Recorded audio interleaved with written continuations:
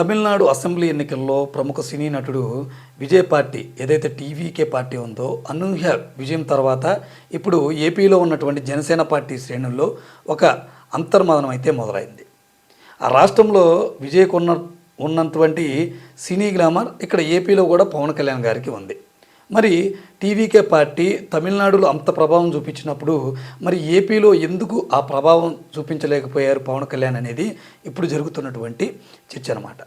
సినీ గ్లామర్తో రాజకీయాల్లోకి వచ్చినటువంటి విజయ్ పార్టీ పెట్టినటువంటి 2 ఏళ్లలో ఒంటరిగా పోటీ చేసి సత్తా చాటి సీఎం కూడా ఇప్పుడు కాబోతున్నారు.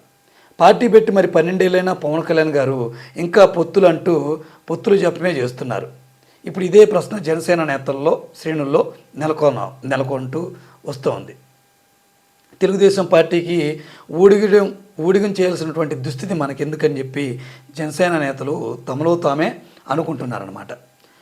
ఇప్పటికైనా తమ అధినేత పవన్ 15 ఏళ్ళు మేము కలిసి ఉంటాం, 15 ఏళ్ళు మేము కలిసి ఉంటాం అనే పాటను పక్కన పెట్టి ఇకనైనా మనం సింగిల్గా పోటీ చేసే అర్హత ఏదైనా ఉంటే ఆ దిశగా మనం అడుగులు వేద్దాం. ప్రజల్లోకి మనం వెళ్ళలేమా? తెలుగుదేశం పార్టీ ఇచ్చే సీట్లు మనకెందుకు? ఎంత పొత్తుధర్మో మనకున్నా కానీ వాళ్ళలో మట్టుకు అది మనకు కనిపించట్లేదు. తమలో తాము అనుకుంటున్నారు. చూద్దాం ఈ పరిస్థితి ఎంత కొనసాగుతుందో.